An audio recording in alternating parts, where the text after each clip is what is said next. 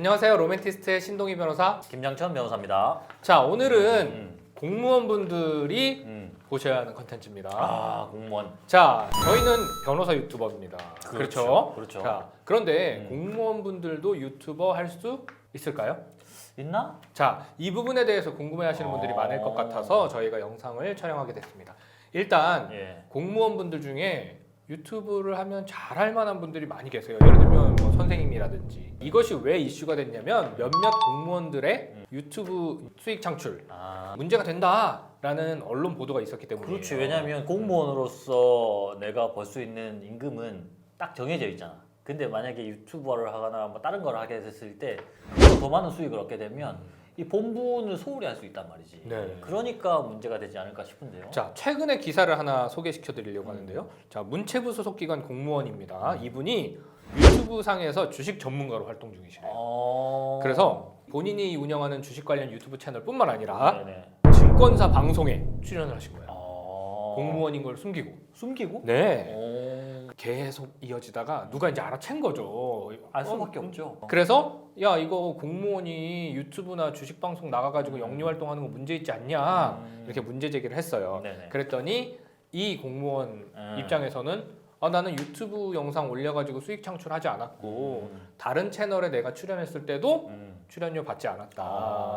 그리고 이 주식 강의를 하면서 수강료를 받은 게 있더라고요. 네네네. 이 주식 강의를 해서 수강료 받은 것도 딱 한 번 일회성에 그치기 때문에 이건 뭐 내가 수익 창출하고 있다, 영리 활동하고 있다라고 뭐 신고하거나 겸직 허가를 받아야 할 만한 것이라고 생각하지 않았다. 이렇게 이야기해서 지금 이슈가 되고 있는 사건이 있었어요. 그게 지금 아직은 진행 중인가 보네요. 그런가 봐요. 그러면 공무원분도 네네. 좀 알아보셨나 봐요. 네. 내가 돈을 받은 바는 없고 네네. 돈을 받은 것도 일회성에 일회성에 그친다라고 그친다. 한 이유는 분명히 공무원 사이에서 이 유튜브를 하더라도 어떤 조건에 해야 하고 특히 수익을 창출할 때는 어떤 기준 하에 활동을 해야 한다라는 기준이 있나 봐요. 그렇죠? 그러니까 이런 딱 대응을 바로 하지 않았을까 그렇겠죠. 라는 생각을 해봅니다. 자, 그러면 저희가 좀 더 구체적으로 공무원의 유튜버 활동에 대해서 이야기를 해보려고 합니다. 우선 공무원의 유튜버 활동과 관련해서는 관련 법령을 좀 살펴볼 필요가 있어요. 먼저 국가공무원법에는 원칙적으로 공무원이 공무 외의 영리 목적으로 하는 업무에 종사해서는 아니 된다라는 식의 규정을 두고 있어요. 뭐 물론 문구는 다르지만 그런데 예외적으로 영리 활동이 가능한 부분을 이제 하위 법령에 위임을 하고 있고 하위 법령인 국가공무원 복무규정 제25조에서 예. 공무원의 이런 수익 창출은 영리 활동에 해당한다라는 얘기를 하고 있어요.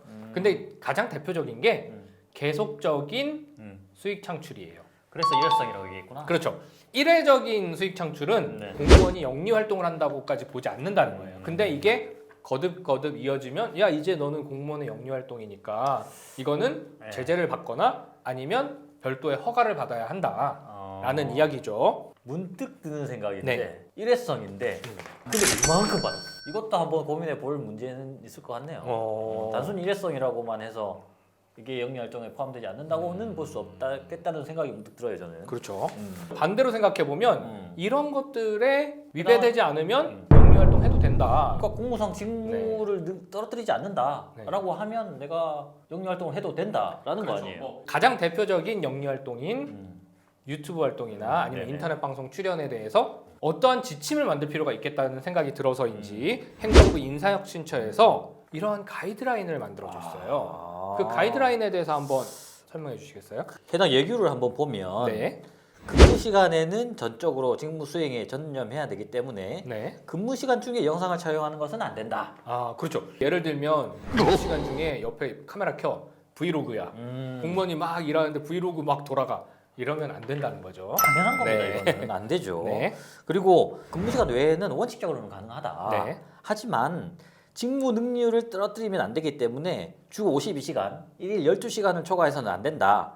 그 이하에 혹시나 시간을 할애하더라도 소속 기관의 장이 영상의 뭐 촬영이나 업로드에 소모되는 시간이 이게 엄청 오래 촬영해가지고 뭐 이게 올릴 수도 있잖아요. 그러면 그 직무 능률을 떨어뜨릴 우려가 있다고 인정될 경우에는 금지시킬 수 있다는 거예요. 그렇죠. 그러니까 이런 거예요. 어떤 공무원이 게임 스트리머를 해. 근데 이 사람이 꼭 새벽 2시에서 3시 사이에 방송을 하는 거야. 그러면 이 사람은 새벽 2시에서 3시 사이에 계속 깨 있는 거잖아. 그러면 사람이 그 시간에 방송을 하면 오전에 지쳐요, 안 지쳐요? 지치지. 이 사람 9시 나가서 공무를 해야 되는데 잠아.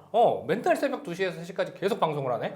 이거는 직무 능률을 현저히 떨어뜨릴 우려가 있다라고 생각할 그렇겠네요. 만하죠. 예. 그리고 직무와 관련이 없는 사생활을 컨텐츠로 하는 경우에는 그 내용을 규제하지 않는 것이 원칙인데 직무와 관련된 영상을 촬영하는 경우에는 당연히 소속 부서의 장에게 사전에 보고를 하고 홍보 부서와 미리 협의를 거쳐야 된다고 하네요. 그렇죠. 예를 들면 이게 국토부 공무원이라고 칩시다.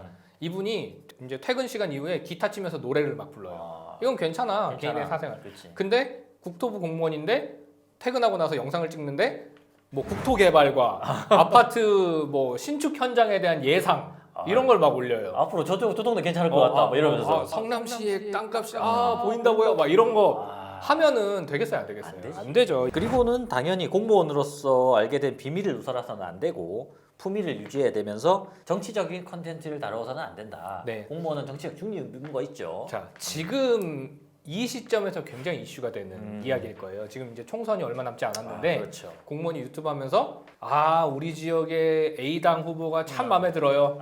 이런 얘기하면 안 되겠죠. 선거에 개입하는 건 제일 위험한 문제예요. 그렇죠. 네.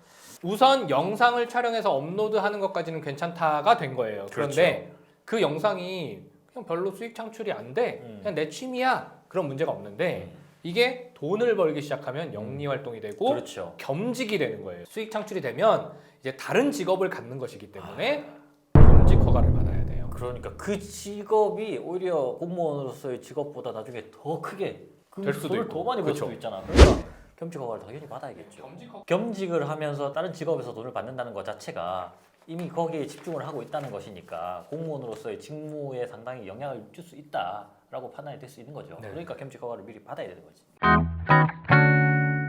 저희가 이 정도로 네. 공무원들의 유튜버 혹은 인터넷 플랫폼 방송에 대한 내용을 정리해봤습니다. 사실 저는 공무원분들이 컨텐츠를 촬영해서 업로드하는 거, 예를 들면 중고등학교 때는 EBS에 실제 일선 선생님들이 네네네. 학교 선생님들이 나오셔서 강의도 해주시고 막 그랬단 말이에요. 공무원이라고 함은 그 직을 갖기 위해서 뭐 열심히 공부했고 네네. 그 영역에 대해서 좀 전문적으로 전문가죠. 일하시는 분이잖아요. 그러니까 오히려 그 노하우를 영상으로 풀어서 국민들에게 전달한다 하면 뭐 다 좋겠죠. 여러모로 좋을 좋을 것 수밖에 같은데. 없을 것 같아요. 그러니까 국가에서도 이걸 무조건 막기보다는 어느 정도 이제 잘 가이드라인을 형성해서 적극 장려하는 방향으로 나쁘지 않은 것 갔으면 같습니다. 어떨까?